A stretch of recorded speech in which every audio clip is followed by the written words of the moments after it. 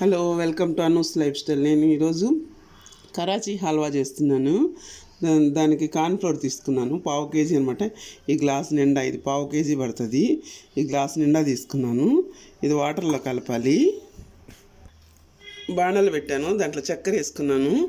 ఆ గ్లాస్తో 4 గ్లాసులు వేసుకోవాలి చక్కెర. కొంచెం వాటర్ వేసుకోవాలి, అది కరిగేదాకా. కరిగే అంత వేసుకుంటే చాలు. కరిగిపోతే ఇది 250 గ్రామ్స్ వేసాం కదా, 350 గ్రామ్స్ వాటర్ వేసి బాగా కలుపుకోవాలి. దీన్ని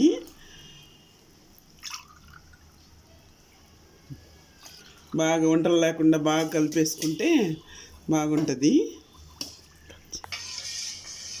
చక్కెర కరిగిపోయింది. ఇది మళ్ళీ ఒకసారి ఇట్లా కలిపి పెట్టుకొని పొయ్యాలి. లేదంటే మధ్యలో అడుగులో అట్టే ఉండిపోతుంది అనమాట కార్న్ఫ్లోరు. అందుకని ఇలా ఒకసారి కలిపెట్టి పోస్తూ ఇలా కలిపెట్టుకోవాలి.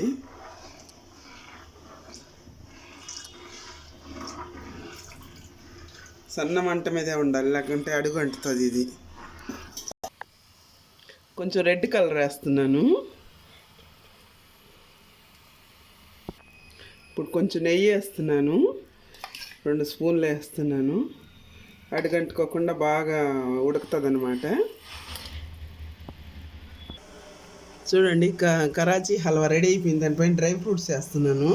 మళ్ళీ ఒక 3 అవర్స్ ఇలాగే ఉంచేసి తర్వాత మనకి ఎలాంటి షేప్ కావాలంటే అలాగా కట్ చేసుకునేది అనమాట.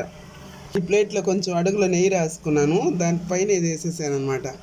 నెయ్యి వేస్తే మళ్ళీ అచ్చులు అట్లాగే లేచి వస్తుంది అనేసి 3 అవర్స్ ఇలాగే ఉంచాలి. తర్వాత కట్ చేసుకోవాలి, అప్పుడు బాగా వస్తుంది అనమాట. నచ్చితే లైక్ చేయండి, షేర్ చేయండి, సబ్స్క్రైబ్ చేసుకోండి. Okay, bye.